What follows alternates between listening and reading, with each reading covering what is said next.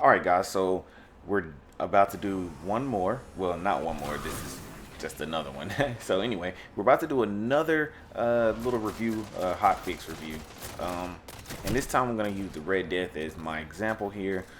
I was just, you know, I'm not even gonna lie. I was kind of hoping that uh, the Red Death was gonna be like a really, really, really, really different weapon, and I was I was praying, I was praying that it was just gonna be a good weapon, but it's just not, guys. The hot fix didn't really do anything for it, and the reason why is because they increased the rate of fire in low um, rate of fire pulse rifles, but the Red Death didn't fall into that archetype. I think that the archetype of pulse rifle in which the rate of fire that they increased, I think they increased the. I think those were the ones like the messenger.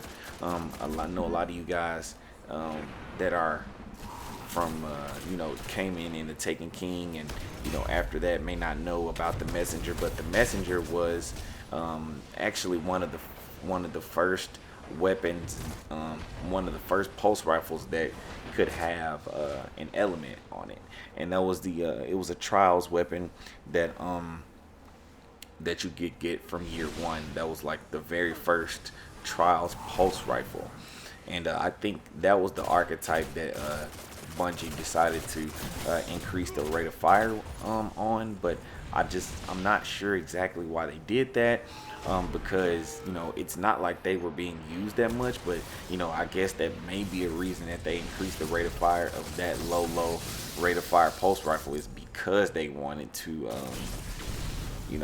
kind of make see more people using those low rate of fire pulse rifles like the messenger. But it did nothing for the Red Death, like, at all. It didn't change anything for the Red Death.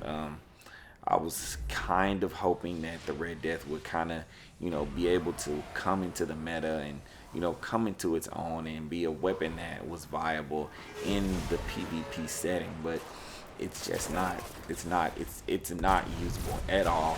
Please do not waste your time even trying out your Red Death. You will spend most of your time running. You will spend a lot of your engagements becoming upset because you will not win. You will not win. It will be very hard for you to win an engagement.